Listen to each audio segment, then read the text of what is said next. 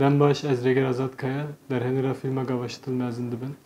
Ji Bakurê Kurdistanê bajara Agirê ji bazî dê me Rojavayê Kurdistanê xebatê sînemayê dikin. Filmê gavaştıl mezin dibin çîrokê malbatekî masfiroş dike. Rêvîtiyê wan rojekî de guhartin û veguhartinê şoreşê û bandorên şer li ser civakê çi ye em wana dibînin.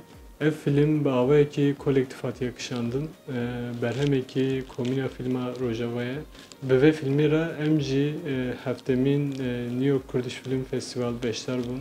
Ji bo wî em pir kêfxweş in ku sînemagerên Kurdistanê re bi festivalekî de em hatin gel hev berhemekî, hêstekî bi hev re me parve kir. Gavaştıl mezin dibin penaseyê jiyanê rojane dike. Jiyanê rojane de rasthatinên ku em rûbirû dibînin dawî rojê de maneyekî hêstekî çawa ava dike ji wê derdixe pêş. Taybet jî di nav civakekî şer, civakekî şoreşê jiyan dike. Viya derxistin pêş û parvekirin ji bingehê vê filmê ye. Bi sînemayê Kurdistanê de yê ku ji me re bi hunerê şoreşî nîşan da wek sînemagerê Xelîl Dağ em ji vê derê bibîrtînin. Bêguman em jî bi rêka wan de bimeşin, bi dîtinê wan de, bi hêstê wan de sînemayên Kurdistanê pêş bixin.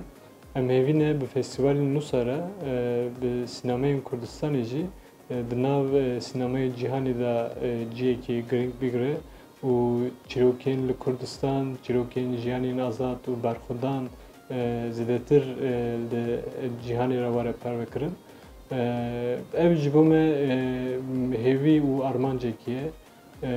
Bi vê hêvî û armancê kar û xebatê sînemayê Kurdistan jî li pêş bikeve. Em spasdarin ekîbê festîvalê re, bimînin xweşî de.